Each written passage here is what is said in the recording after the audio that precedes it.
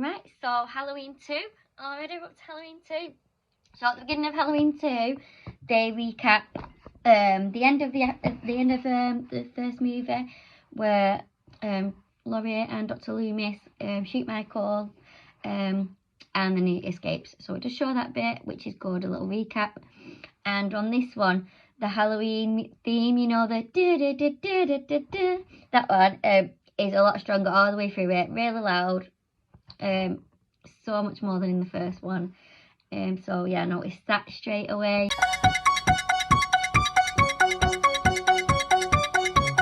And an amazing fact, knowing that John Carpenter composed and performed this theme tune. So then it goes to Dr. Loomis and the sheriff, and they are searching for Michael, as they obviously realise he's gone. So yeah, the sheriff and Dr. Loomis go looking for Michael.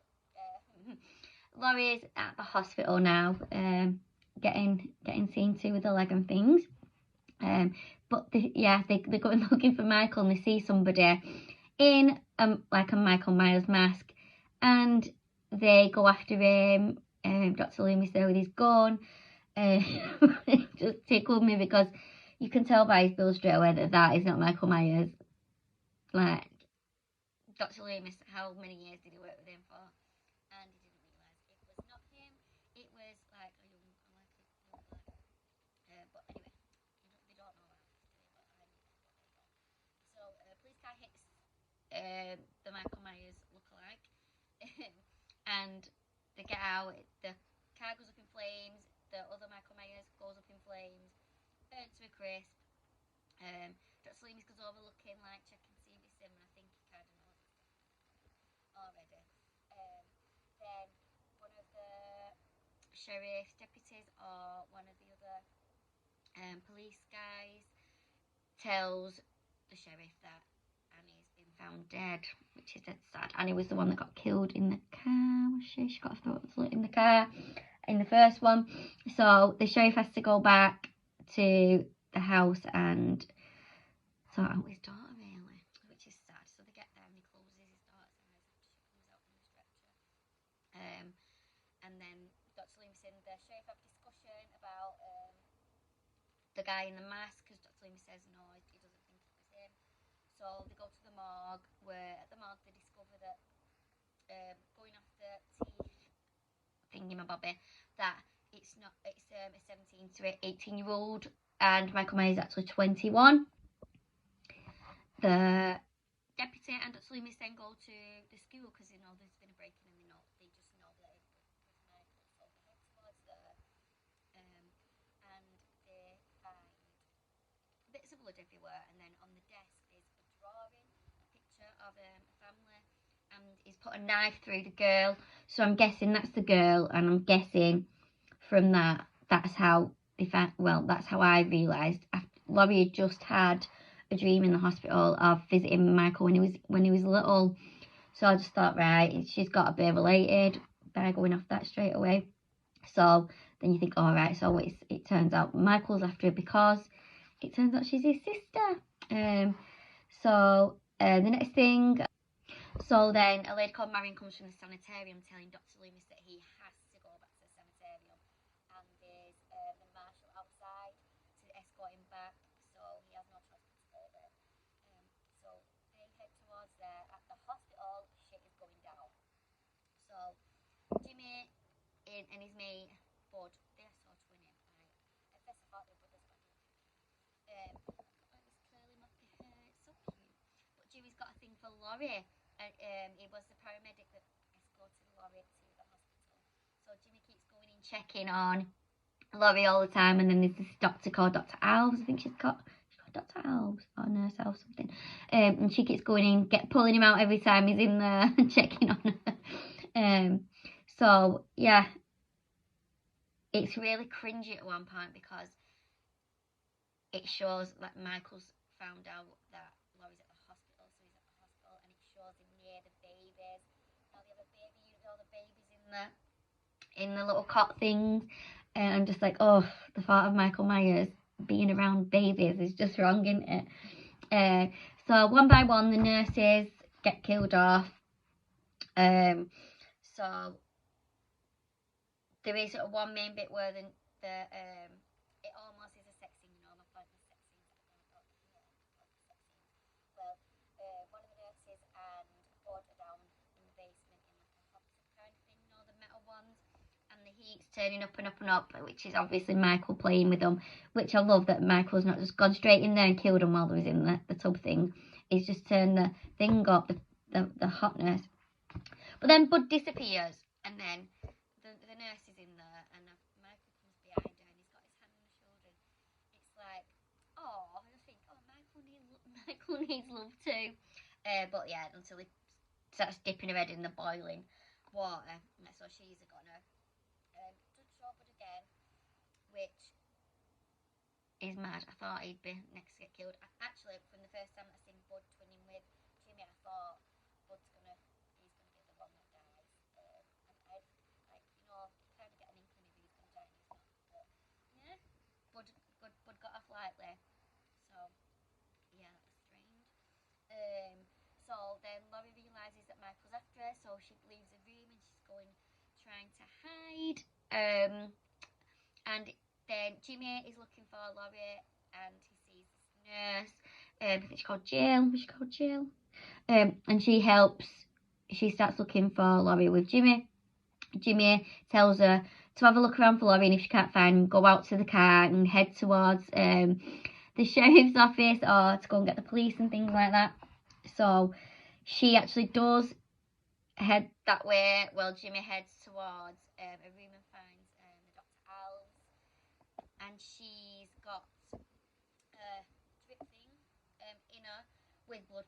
All blood come out of this thing, so it's just like Michael Myers turns into like Dr. Myers in this, because he's syringed 2 people in the head to kill them with this giant syringe. I don't know what he's put in the syringes, but he's put things in syringes. Like, I didn't think he'd be careful of that, but he does that to 2 people. And he's done this with the dripping of blood all over the floor. So poor Jimmy slips on all this blood, doesn't he? Knocks himself bloody out. Like, come on, I thought you were going to rescue Laurie, and he's there unconscious on the floor. So, yeah, phone lines are dead. Laurie's hiding from Michael. Dr. Loomis is in the car being escorted back to the sanitarium. But luckily, Dr. Loomis manages to get the marshal's gun. Tells him, come on, we need to go to hospital to rescue Laurie. So they all head that way, that Marion, Dr. Loomis and the marshal head towards the hospital. Just before that, Jill went to the car to try and escape and go get help, but all the cars had the tyres slashed, so she couldn't use any cars. So she heads back in towards the hospital, spots Laurie just as she's going down to get to help, like, towards Laurie. Mr. Myers comes behind her, slits her throat. Oh no, he doesn't slit her throat, he stabs in the back and lifts her up. I love it when he does that. Remember in the first one, he stabbed the lad in the kitchen and lifted him up and put him into the wall with the knife, with the kitchen knife. Yeah, but now he's just getting whatever he can from the hospital. Whereas the next one, he's scalpel in the next murder. So yeah, where are we up to there? So it's quite a quick one. It's just like killing everyone in the hospital, like one by one, looking for Laurie. He's killed the security guard. He's killed probably 3 nurses, 2 doctors. Then, yeah, he's after Laurie. She manages to get out the building. Yeah, so then it's time for Laurie to run away from Michael again. So she's running, well, kind of with a leg. Just makes me cringe when people got a bad leg and then they're trying to escape people. They did like an operation. I think they put a splint in her leg or something like that from when she fell in the first one over the banister. Before she fell over the banister in the first one, won't it? Yeah, so I don't know what's wrong with Michael in this one. It's like he's got spoiled brat syndrome. So Laurie was his little sister. Judith would have been his older sister. So he's got middle child syndrome, or he's just got spoiled brat syndrome. I don't know. But that's just mad to one. Like, your main goal in life is like, I want my sister dead. So Laurie, yeah, she's running away from him. She's trying to escape. She kind of gets out and she's faced with a bloody lift. Lifts are the devil. Somehow she manages to get in the lift on time. Gets out the building. Gets in the car and hides in a car away from yeah, because there is a few cars, so Michael's not gonna know which car she's in until Mr. Jimmy comes back out, doesn't he? Gets in the car. Then Laurie's there on the floor hiding. Somehow he manages to get in the same car. And then he's like, "I'll get you out of here." Head on the horn, going beep. Definitely concussion. Concussion from him falling and banging his head. So Laurie kind of moves him off it. She gets down, crawls, as Dr. Loomis and the Marshal and Marion pull up on the opposite side. You can see them all getting out, and she's just there like crawling. Can't shout. So they went into the hospital. The doors closed behind them. Then she manages to shout once they get through the doors. There must be soundproof doors. And it's funny how they all manage to walk straight in, but as Laurie gets to the doors, she's banging and banging and banging, shouting for help to get in the doors that just automatically opened for the first lot. But yeah, Dr. Loomis comes, lets her in with his gun, like he always got his gun drawn, hasn't he? So then once Michael comes in, Dr. Loomis shoots him 5 times again in the chest. Not in the head, in the chest. So yeah, he falls to the floor again. The Marshal starts nosing over him, like, and Dr. Loomis keeps saying, "Right, be careful, he never dies." And the Marshal doesn't listen. Marion goes outside as per Dr. Loomis' request to go to the Marshal's car to radio for help. So then Michael grips the Marshal, slits his throat with a scalpel, because some people just don't listen, do they? So then Michael gets up again, does his resurrection, you know, I've really enjoyed doing that lately. So Michael gets up, chases Laurie and Dr. Loomis into the operating theatre, where they close the door and it's kind of locked, so Michael can't get in. You can see his little head, will be good, banging on with his knife, trying to get him, which is not good, is it really? But I don't know, he manages to get in. I don't know how. He manages to get in. So Laurie's on the floor on the opposite side. Dr. Loomis is at the side, waiting with his gun. Tries to shoot Michael as he comes in. No bullets. The gun don't work. Whatever it is, I don't know if it's no bullets or the gun. Not I can't remember. I just don't know how guns work. Then he heads towards Laurie.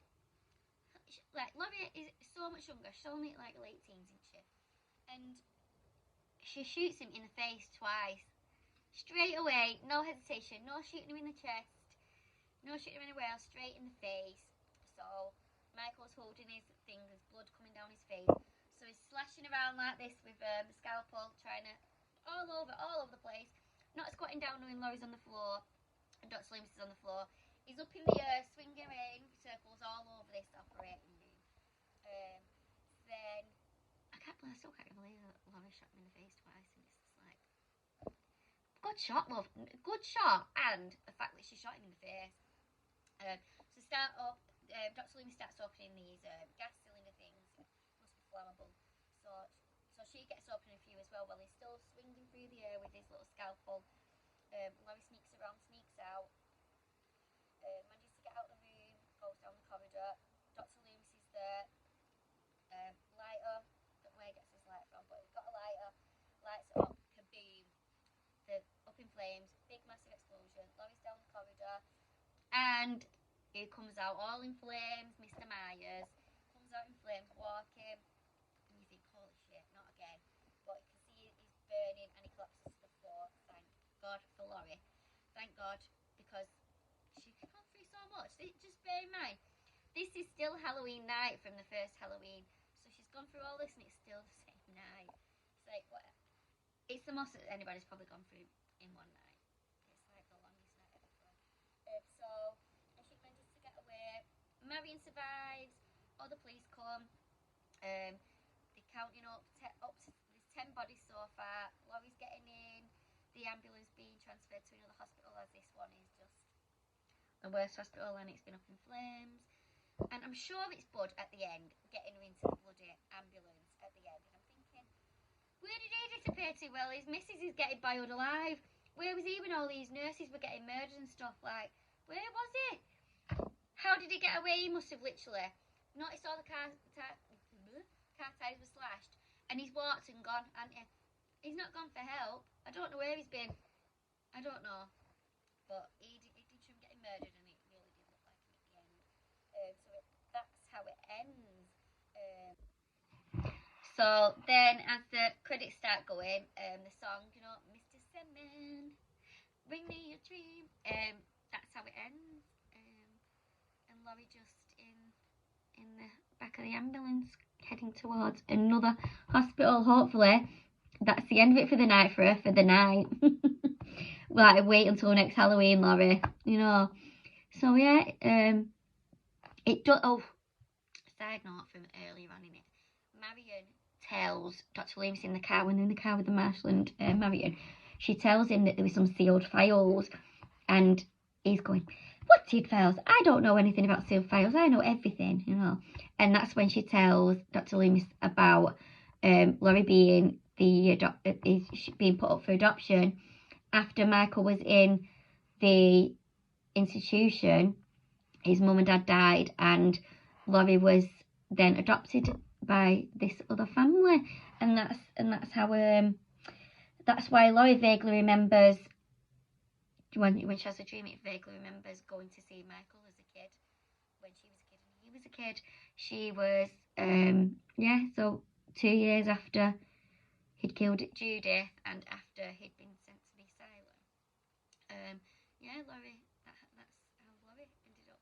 So I don't know where Laurie was on the night of the actual original murder of Judith. I don't have a clue. And there is also a discrepancy which I noticed. On the first one, it says 6 years that Michael had been in a sanitarium. So that would have made him 12. Yeah, so if he was in the institution for 6 years, it would have been 12. But in this one, it says he's 21. So there's 9 years uncalled for before.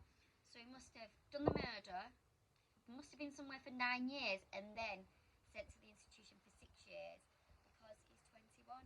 So it doesn't explain what he was doing for those 9 years before Dr. Loomis, before the institution.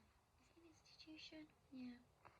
So I noticed that, but I would love to know what happened in them 9 years, or whether it comes up in the other ones and I can't remember.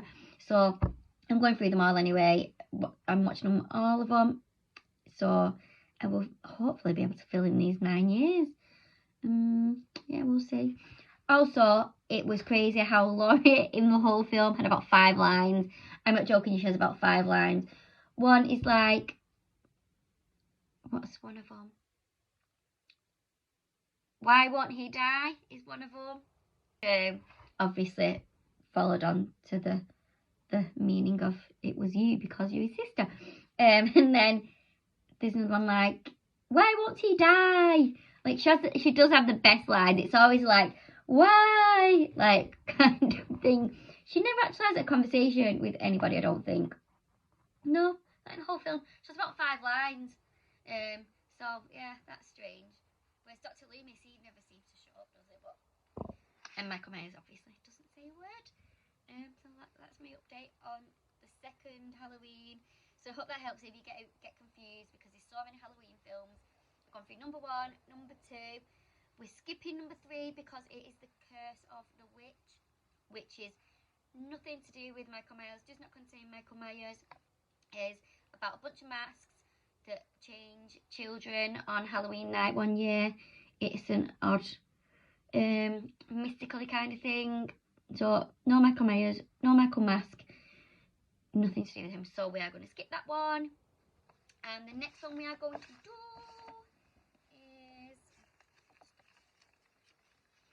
we are going to do Halloween 4, The Return of Michael Myers, which was came out in 1988. So let's have a rest and then we'll follow on to that one.